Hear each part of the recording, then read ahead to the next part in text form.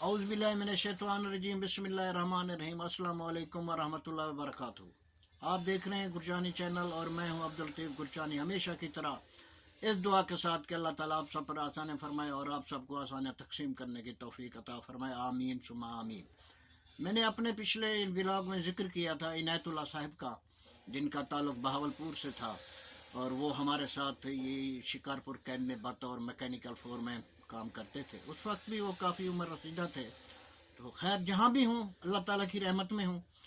तो वो फिर मेरी उनके साथ गपशप रहती थी। मैंने उन्हें एक लक़ब दिया हुआ था, एक नाम दिया हुआ था, मच्छरें दा कातिल। अब ये मच्छरों का कातिल कहने के पीछे भी एक कहानी है। शायद उनका खून इतना कड़वा था। जब ये गर्मियों के दिन आते थे तो हमारे कैंप के एक साइड पे चावल की फसल काश्त की जाती थी और आपको मालूम ही है कि चावलों की फसल में दिन रात पानी रहता है। तो बिजली तो हमारे पास थी, लेकिन अगर यानी पंखा हम एक ही जगह पे फिक्स करके लगाते थे तो हवा यानी गर्म लगती थी। अगर उसको यानी मूव करने की यानी पोजीशन पे ले आते, यानी इधर उधर वो मूव करता रहे, तो जो ही पंखा दूसरी तरफ मूव करता था तो मच्छर शायद इंतज़ार में रहते थे। पता नहीं इतने मच्छर थे कि सैकड़ों की तादाद में, दर्जनों की तादाद में फौरी अटैक कर देते थे। तो इनायतुल्लाह साहब की आदत थी कि वो गर्मियों की रातों में यानी बग़ैर बुनियान और बग़ैर कमीज़ के यानी सोया करते थे। जो भी यानी मच्छर उन पे हमलावर होता था फिर उसको कहीं और जाने की ज़रूरत नहीं होती थी। फिर यानी वो वहीं पे ढेर हो जाता था, लाशें बन जाता था। तो फिर इसी सूरत हाल को यानी देख के कैंप के हर आदमी की ख्वाहिश ये होती थी कि इनायतुल्लाह साहब की चारपाई हमारे साथ हो ताकि मच्छरों की तादाद कम हो। खैर वो वक्त भी हमने गुजारा हुआ है। देखिए जी, कैंप लाइफ भी एक अजीब लाइफ होती है। कपड़े के कैंप होते हैं, जब गर्मियाँ होती हैं तो इंतहा की गर्मी, क्योंकि कपड़े के कैंप होते हैं, और उसके बाद जब सर्दियाँ होती हैं तो भी इंतहा की सर्दी होती है। तो फिर भी मैं ये समझता हूँ कि जो लाइफ मैंने कैंप लाइफ गुजारी है, मेरी ज़िंदगी के वो सुनहरी अयाम थे। अब इनायतुल्लाह साहब एक बार उन्होंने मुझे एक कहानी सुनाई थी। वो ये बताते थे कि मेरे वालिद साहब नवाब बहावलपुर सर सादक मोहम्मद खान अब्बासी पंजुम के यानी वर्कशॉप में बतौर मैकेनिक काम करते थे।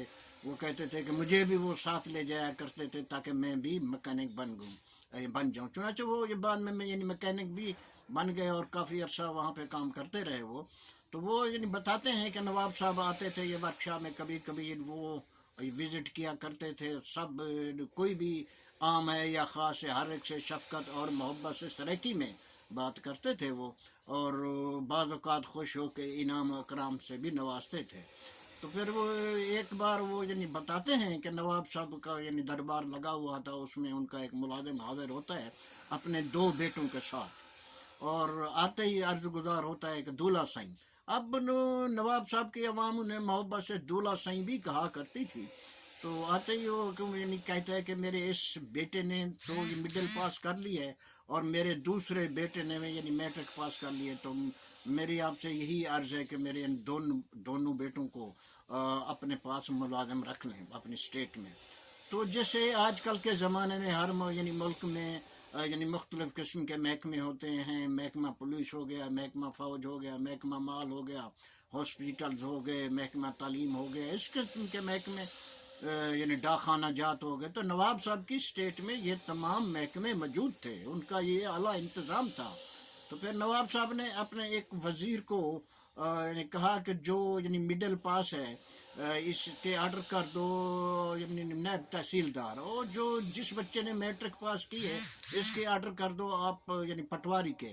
तो फिर वो यानी वज़ीर यानी अर्ज़ करता है कि दूल्हा सही कहीं आपसे भूल तो नहीं हो रही, चाहिए तो ये है कि जिसने मिडिल पास की है इसको पटवारी यानी बनाया जाए, और जिसने मैट्रिक पास की है इसको इसके आर्डर बतौर तहसीलदार किए जाएँ।